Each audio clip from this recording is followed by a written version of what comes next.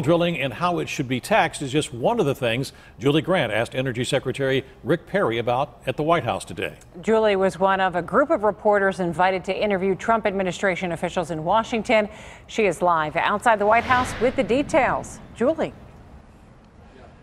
Susan and Stacy, good evening to you both. Of course, the Marcellus Shale was a big part of our conversation. Energy Secretary Rick Perry telling me that there is no resource that can have a more positive impact on America than our energy sector.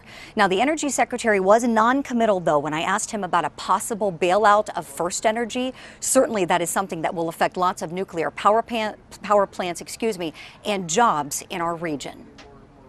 Oil, natural gas, renewables, hydro, you name it. President Trump wants America to have an all-of-the-above energy strategy. America is now the #1 oil and gas producing nation in the world. Secretary Perry recognizes the Marcellus Shale as one of our country's most important regions for natural gas production. The potential for economic growth in that region is extraordinary. While natural gas is the leading source of electricity, the future of coal is uncertain. Some are skeptical about plants ever reopening. They didn't get shut down overnight. It was a long process.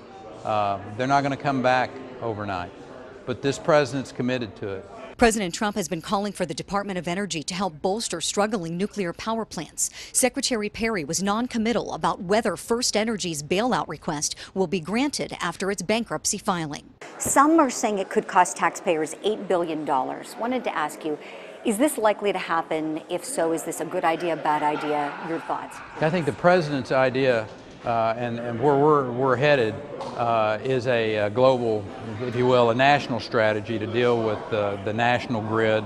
A specific company with a specific challenge.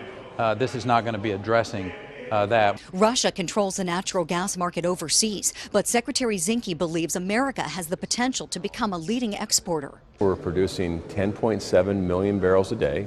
First time in 60 years we're exporting liquid natural gas. With less regulations and increased production, both secretaries believe America has the ability to eventually become energy independent.